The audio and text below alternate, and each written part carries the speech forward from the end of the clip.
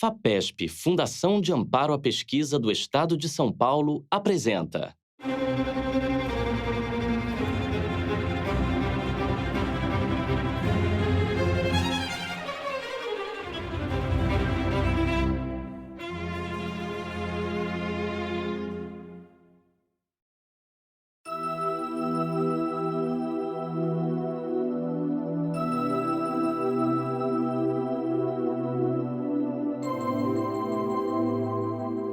O Sol é uma estrela, então toda essa atividade solar, a gente acredita, e aliás hoje a gente até já sabe mesmo, que existem outras estrelas que também são ativas, e até muito mais ativas do que o nosso Sol.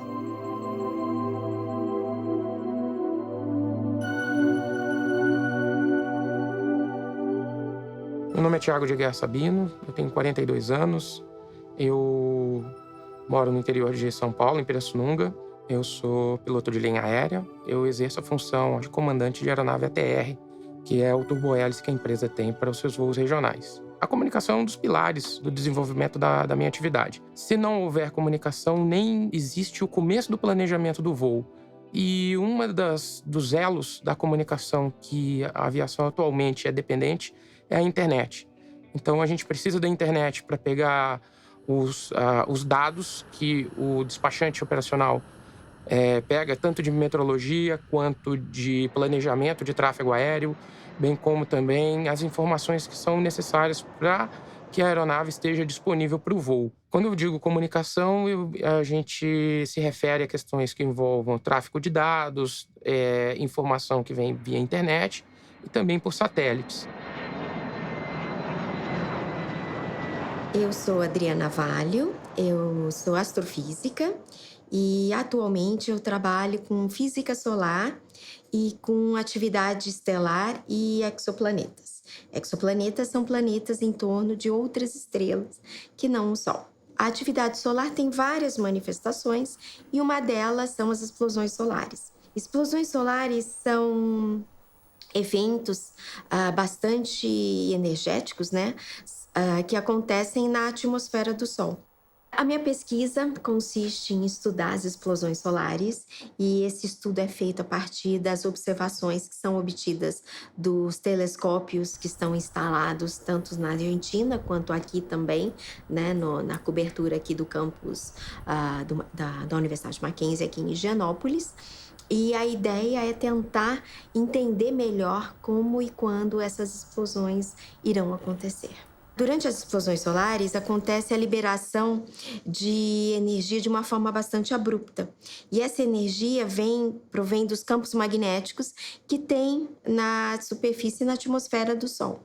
Esses campos magnéticos, então, liberam energia e essa energia, então, acelera a partícula, aquece o plasma local ali da atmosfera e as partículas aceleradas acabam produzindo radiação, a emissão, no espectro eletromagnético inteiro. O espectro eletromagnético é o que a gente consegue observar. Por exemplo, a gente conhece muito bem uma pequena faixa do espectro magnético, que é a luz visível, que é a luz que a gente enxerga com os nossos olhos. Mas tem muito mais radiação do que só nessa faixa. E as explosões não acontecem o tempo todo. As explosões, elas seguem um padrão ou um ciclo de 11 anos, que é o ciclo de atividade solar. Então, tem épocas que tem mais explosões solares e elas são mais energéticas, e outras épocas, por exemplo, como a que nós estamos passando agora, em que quase não acontecem explosões solares.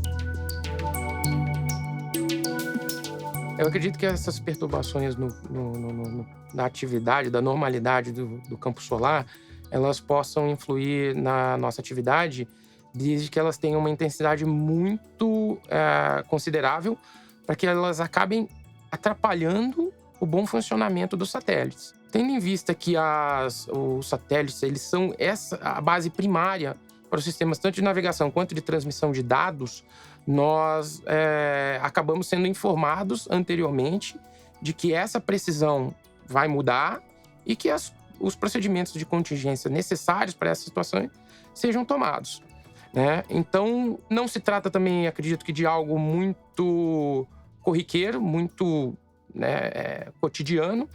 São eventos que normalmente nós acabamos tendo contato pela imprensa em geral. São eventos aí que eles são razoavelmente raros. No entanto, quando eles acontecem, nós sabemos que os sistemas de navegação acabam tendo uma outra precisão, uma outra abordagem para que eles sejam utilizados, bem como também essa situação de transmissão de dados. Quando acontece uma dessas grandes explosões solares e produz muita radiação, e também associada às explosões solares e atividade solar, acontecem também as ejeções de massa coronal, que é quando o Sol expele grandes quantidades de partículas e de plasmas, e vem plasma e campos magnéticos, e vem tudo pelo meio interplanetário. E quando essas partículas atingem, principalmente elétrons e prótons, atingem o nosso planeta, elas podem afetar muitas das tecnologias que a gente utiliza no dia a dia. Elas podem afetar as órbitas dos satélites, né, os satélites de comunicação, os satélites de GPS. Elas podem afetar as linhas de transmissão de energia, causar apagões aqui na Terra. Podem afetar bússolas, porque alteram o campo magnético em escala global, são as chamadas tempestades geomagnéticas. Podem causar doses letais. A radiação X pode causar dose letal para astronautas que estejam fazendo algum voo de reparo em satélites ou alguma coisa, estejam fora da estação espacial, né? Não estão protegidos. Podem causar alta doses de radiação equivalentes, por exemplo, a radiação, né, uma chapa de raio-x em tripulação de aviões que estejam fazendo trajetórias transpolares. Então, todas esses efeitos, essas perturbações que podem acontecer na nossa tecnologia, são fatores que afetam a sociedade. A nossa dependência em relação à questão que envolva a comunicação dos dados, ela é de vital importância. As informações que elas vêm por dados, elas informam ao controle de tráfego aéreo que hora a nossa aeronave vai voar em determinada aerovia e como isso vai impactar no resto das outras aeronaves, né? Que acabam compondo aquele espaço em que nós estaremos voando. Hoje em dia, a aviação ela consegue desenvolver a comunicação via voz, que são os canais que a gente utiliza para contato com a torre de controle, vamos assim dizer, os órgãos de controle de tráfego aéreo. E tem também a comunicação via dados, que é feita via satélite, ou seja, é a transmissão de dados. A gente recebe dados em voo por mensagens escritas, e também envia dados a respeito do nosso voo. O pesquisador, ele começa uma pesquisa porque ele tem uma curiosidade em descobrir ou explicar algum fenômeno da natureza. Nunca paramos para pensar que nós somos um planeta, né, em torno de uma estrela, e a nossa galáxia, que é a Via Láctea, tem 100 bilhões de estrelas, nem todas como o Sol, mas são 100 bilhões de estrelas. E embora desde Giordano Bruno já se pensasse que em torno dessas outras estrelas existiam outros planetas, foi só apenas em 1995 que os astrônomos detectaram um planeta em torno de outra estrela. E hoje em dia, a gente já conhece quase 4.000 planetas em torno de outras estrelas da nossa galáxia e acredita-se que toda estrela tem um sistema planetário como o nosso. Existem planetas que estão muito mais próximos das suas estrelas do que Mercúrio está do Sol. Então, obviamente, toda atividade estelar vai ter um impacto muito maior. E, inclusive, até se houver vida, né, mesmo que sejam bactérias, nessas estrelas, isso pode ser bastante afetada pelas explosões estelares. O CRAN utiliza dados de vários radiotelescópios.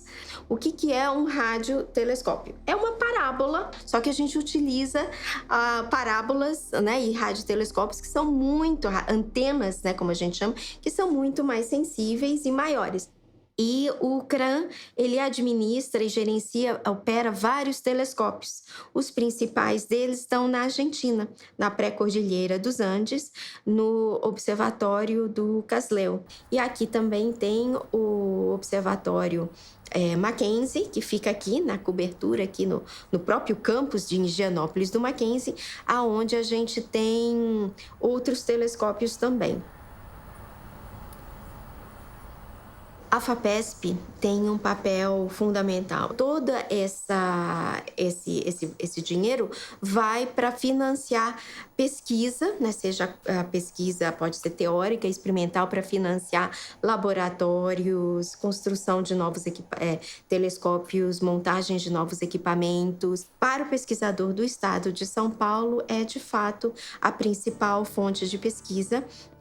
E a FAPESP está muito preocupada justamente em financiar projetos que tenham impacto. É muito importante que a gente tenha pesquisadores que desenvolvam trabalho, que aprofundem os conhecimentos, que busquem entender a origem, a ocorrência e as consequências desses fenômenos e que a gente possa compreender de uma maneira mais efetiva como que isso impacta nas nossas vidas e como a gente pode desenvolver condições para que, se houver essa eventualidade, a nossa vida cotidiana não mude. O que eu acho que é importante, né, e o que eu acho que o estudo da astronomia ela ajuda muito a gente, e aí vale para qualquer pessoa, a entender o seu lugar no universo, né? A saber que nós estamos em um planeta muito frágil, né? Ou seja, que qualquer grande perturbação pode afetar, e que nós somos apenas um planeta em torno de uma estrela e que a nossa galáxia tem 100 bilhões de estrelas, provavelmente em torno de cada uma dessas estrelas tem pelo menos um planeta, não necessariamente um planeta habitável, que pode não ter as condições, e mesmo que tenha as condições, pode ser que a vida não tenha se desenvolvido lá. Mas mesmo assim é importante a gente saber o quão especial, né? Apesar de ser bastante pequeno e assim apenas um em bilhares e, né, em bilhões de outros planetas, como que é importante, porque a vida se desenvolveu aqui e nós estamos aqui.